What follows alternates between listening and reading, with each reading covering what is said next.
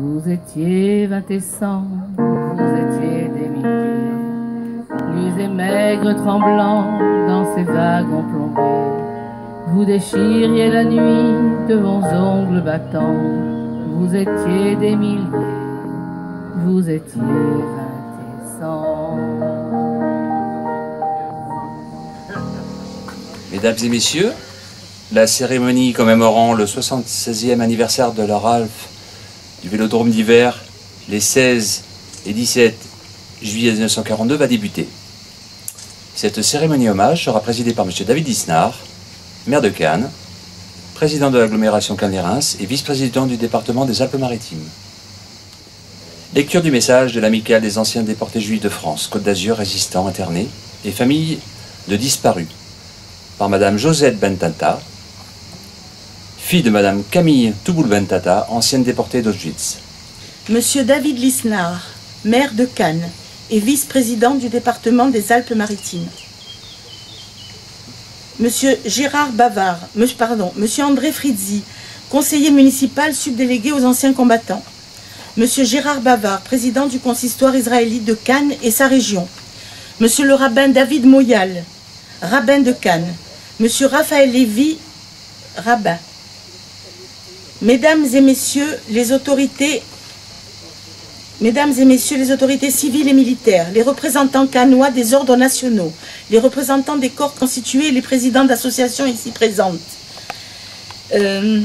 mesdames et messieurs les porte-drapeaux, mesdames et messieurs, depuis le 25 juin 1940, l'occupation nazie et le régime de Vichy ouvrent à notre pays l'époque la plus sombre de notre histoire contemporaine. C'est une année noire, non seulement pour l'ensemble des Français, non seulement pour ceux d'entre eux qui résistent les armes à la main, mais encore et surtout pour la population juive qui va se voir appliquer les lois raciales de Nuremberg, avec acharnement, avec méthode. Dans une déclaration de 1995, Jacques Chirac, qui évoque, je le cite, « les heures noires souillant à jamais notre histoire », injure au passé et aux traditions de la France, reconnaît la participation de Français et de l'État français dans la déportation des Juifs. Le jeudi 16 juillet 1942, il y a 76 ans, c'est un crime d'État de l'État hitlérien qui est commis par les hommes de Vichy, les Bousquet et autres. Cette action est camouflée sous le nom de vent printanier. Et le premier pas dans l'application de la solution finale, le génocide des Juifs d'Europe. À Paris et en banlieue, des milliers de policiers en uniforme et en civil, munis de fiches, investissent les immeubles et arrêtent des milliers d'hommes, de femmes et d'enfants. Au soir du 17, près de 13 000 personnes sont arrêtées, dont une grande partie est entassée dans ce qui fut un stade pour courses cyclistes, sans soins et sans hygiène. Les cris et les pleurs de près de 4 000 enfants aggravent leur détresse et leur désespoir. La seule issue de cette tragédie s'appellera Drancy, puis rapidement les sinistres convois vers Auschwitz. Il n'y aura pas d'oubli. C'est parce que le 16 juillet débute l'exécution de ce plan diabolique que non seulement nous ne considérons pas nos cérémonies annuelles comme des redites, mais comme des occasions supplémentaires de témoigner pour les leçons de l'histoire. Les 13 152 juifs parqués au Veldiv, dans les conditions que l'on sait, sont très rapidement dirigés vers les camps de Drancy, de Pithiviers entre autres, en attendant les convois vers Auschwitz-Birkenau. Aucun des 4115 enfants déportés dans un état de saleté indescriptible et couvert de plaies ne reviendra de l'enfer en 1945. Cette rafle représente à elle seule plus du quart des 42 000 juifs envoyés de France à Auschwitz en 1942, dont seuls 811 reviendront chez eux après la fin de la guerre. Des seuls raflés du Veldiv, moins d'une centaine, aucun enfant survécurent. Souvenons-nous de leur martyre. Nous devons rappeler ici avec émotion l'attitude noble et courageuse des nombreux Français, non juifs, qui au péril de leur vie et n'écoutant que leur conscience, ont pu abriter et sauver de nombreuses familles juives et surtout de nombreux enfants. Nous leur rendons un hommage mérité. Ils sont aujourd'hui justes parmi les nations.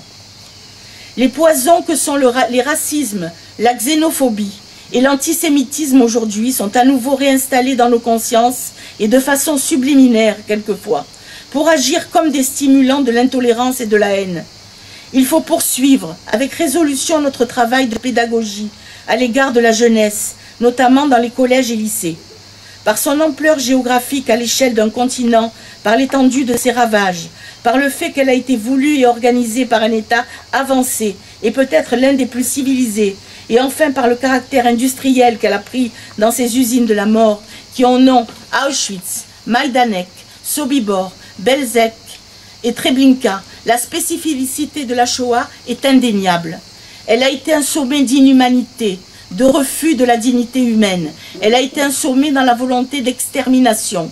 Une pensée pour Madame Simone Veil, ancienne déportée d'Auschwitz, qui nous a quittés, qui était une grande dame et une grande âme.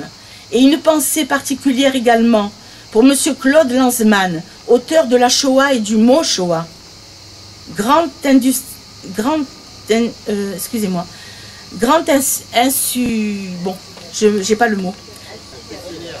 Universitaire, voilà. Également une pensée pour mes parents qui reposent maintenant dans ce cimetière, maman ancienne déportée d'Auschwitz, Madame Camille Clémence Touboul Bentata et Monsieur Henri Bentata, ancien porte-drapeau, qui l'a toujours accompagné dans son devoir de mémoire. Qu'Hachem repose leurs âmes, enfin délivrées. Nous ne les oublierons jamais. Merci.